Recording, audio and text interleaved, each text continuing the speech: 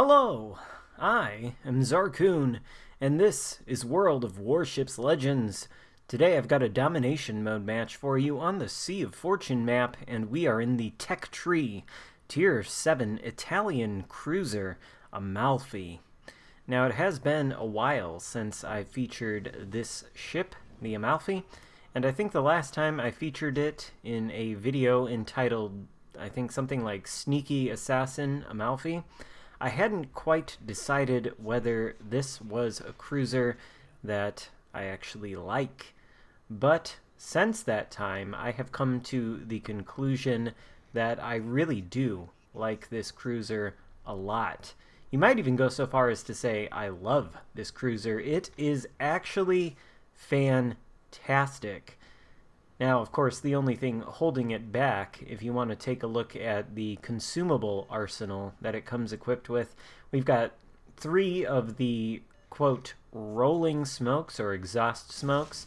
Basically, you can deploy those smokes for a short amount of time, and they deploy at the speed of your ship. So you can be going full speed, and you hit that smoke button, the smoke conceals you, and it follows you for a short amount of time, even when you're going at full speed. Then, of course, the Amalfi comes with the repair party consumable and a fighter plane, which means that it doesn't have a lot of utility with its consumables in terms of providing assistance to your team.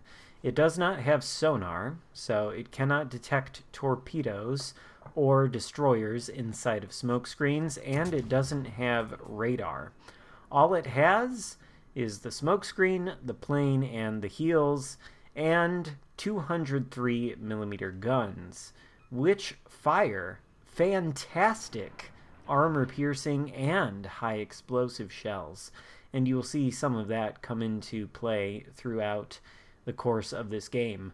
So essentially, the Amalfi here is a pretty good damage dealer, but not so much a utilitarian cruiser in the way that something like a Cleveland, which is also a fearsome damage dealer, might be.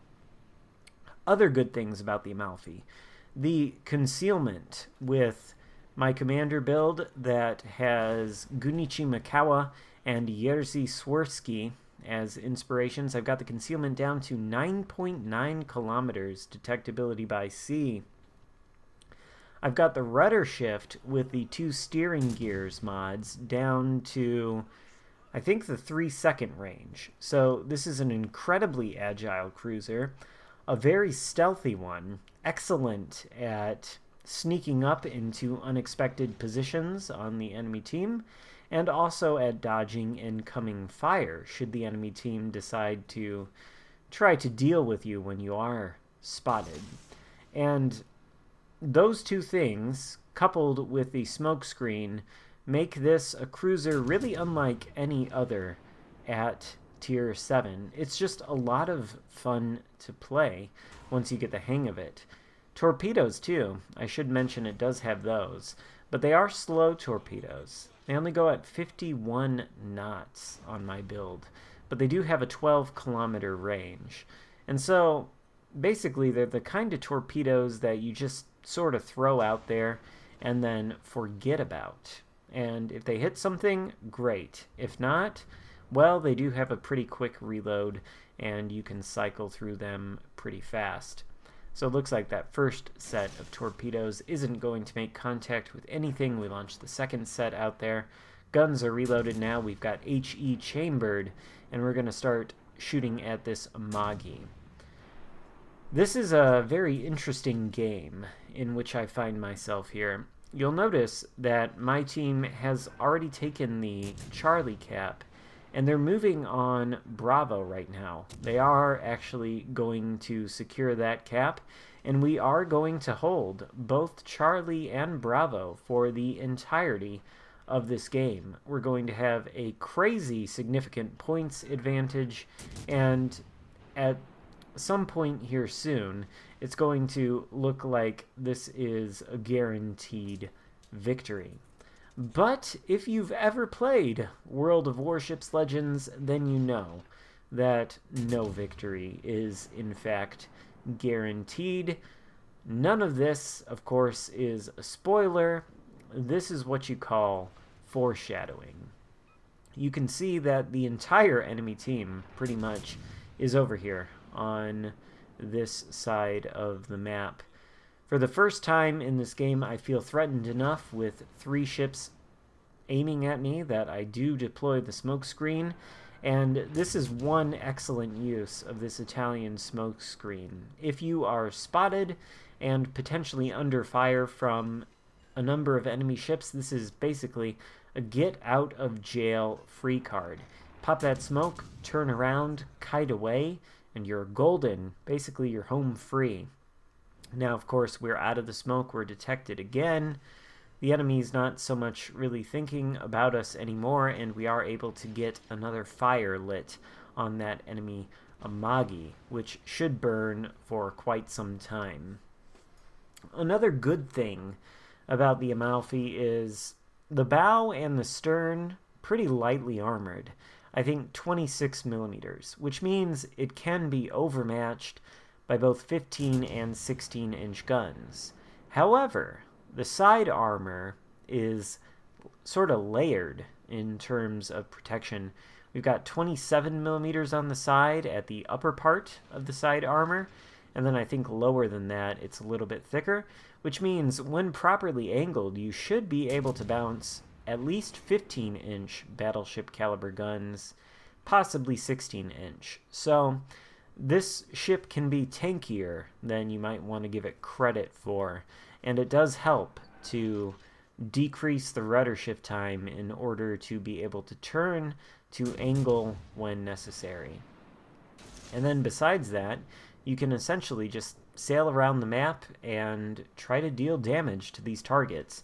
You can see 8 minutes in we're up to 47,000 damage. That hit there on the Monarch though.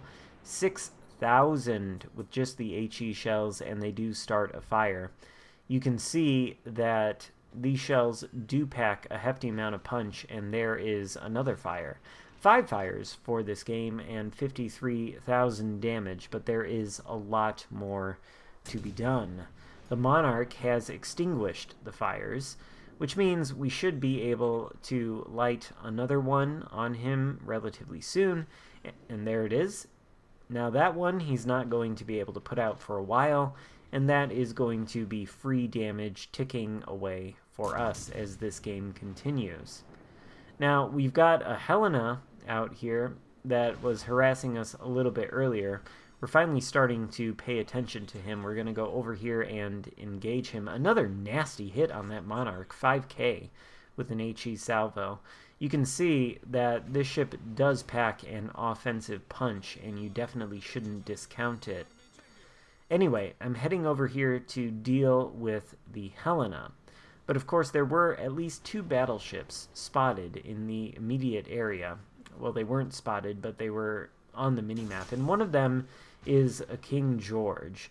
And in this next sequence, you're going to see something that the Amalfi can do that no other cruiser in the game can do.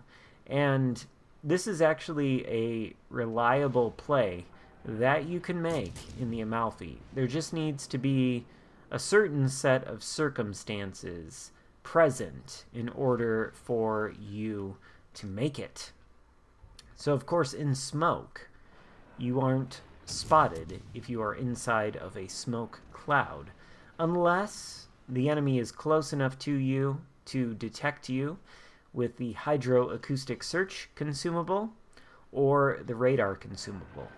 If you find yourself in a situation versus, say, a King George V, where you're kiting away from him, dealing damage, again, another 6k on that guy, and a fire. This HE is disgusting if you give it a chance, particularly against lower tier battleships. It also looks like we might get a torpedo hit on this King George. Yes, there it is. Torpedo hit for 8k, and this guy is in trouble. Anyway, as I was saying, if you find yourself in a situation where you're one-on-one versus an enemy battleship, essentially, and there are no radar or sonar threats around, what you can do is play a little bit more aggressively. And as you can see, my team has pretty much died all around me.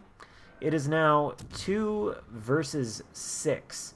We do have the cap advantage, but we are not going to be able to win unless we start taking down some enemy ships. And there are less than 5 minutes to go in the game. So we are going to have to get turned around here, and we are going to have to engage this King George and also the Helena wherever he went. And this engagement is something you can do with the Amalfi. Now, if you want to deploy the smoke, you do have to keep in mind your smoke firing penalty. Essentially, if you're sitting in smoke and you fire the guns, your detectability within that smoke blooms out to a certain distance. I'm not sure off the top of my head what that is in the Amalfi, but essentially the idea is let's get close to this King George V, and as we draw close enough, we will deploy that smoke screen after we are sure that the smoke firing penalty is no longer in effect. That penalty lasts for essentially 20 seconds on cruisers, and so if you fire in smoke, your firing penalty blooms your detectability out within the smoke to a certain extent, but if you are not under that penalty, as I am here, there you see it just goes away, then your detectability range is 2 kilometers. So if you're close enough to a battleship like this King George and you deploy the smoke, you can charge right toward them and use your torpedoes as well as your secondaries. And then we've got this Helena out here too that we do have to deal with. But as you can see, this is a desperate situation. The only way we're going to win this game is if we sink some of these ships. Now, our first set of torpedoes are going to miss the King George. We're going to make sure that the second set does not miss. We actually end up tagging the Helena with 1, and there goes the King George V. Helena, we're trying to do a drive-by here, not quite succeeding. He does get away. Our secondaries do get a fire on him, and it looks like he's going to run into the carcass of his dead teammate, which is just as well for me. Can get a little bit of the armor piercing into his slightly angled broadside. Not quite enough to take him out, but this should do the trick, and there he goes. For our second kill of the game, we're up to 159,000 damage. We are now ahead on points, though. But the enemy team has secured 2 of the 3 caps, so our work is not yet finished. And there is about to be less than 2 minutes left in the game. So as far as if we want to win this game, number 1, what we need to do is stay alive, and ideally we probably want to get on one of these red caps to stop the enemy from accruing points with it. However, we do have 1 friendly battleship left. Seems to me like the enemy team is aware of his location and they are charging straight for him. So I'm going to attempt to assist him in any way I can. I do light a fire there on the enemy Monarch, and it is continuing to burn, but we are now well under the 2-minute mark, approaching only 60 seconds left in the game. The point situation is close, and right now I suppose I'm thinking it's not quite necessary for me to get onto one of these caps. We should be able to win as long as the last remaining battleship survives. You can see he's very close to an enemy cruiser, and clearly the enemy destroyer is in the Charlie cap just behind him. He's south of the Charlie cap. My damage has ticked past 170,000 damage, and I will say, with this Amalfi, it is a very effective damage dealer. I think probably I average at least 100k in this ship, and the same can't be said for all ships. Just a fantastic ship. Unfortunately, though, our last remaining friendly battleship goes down to the enemy destroyer. That puts the red team ahead on points, and with 15 seconds left, there's basically nothing I can do to turn this game around. It is going to, quite unfortunately, end in a loss. But I wanted to show it to you anyway, because it does demonstrate just what this Amalfi is capable of. It really is a fantastic ship, and I do like it a lot. If you're ambivalent about grinding the Italian cruiser line, you might want to reconsider that, because the Amalfi, quite good. Anyway, hope you liked the video. If so, give it a thumbs up, and thank you so much for watching. Leave a comment below. Let me know what you think about the Amalfi. I will see you next time. Goodbye.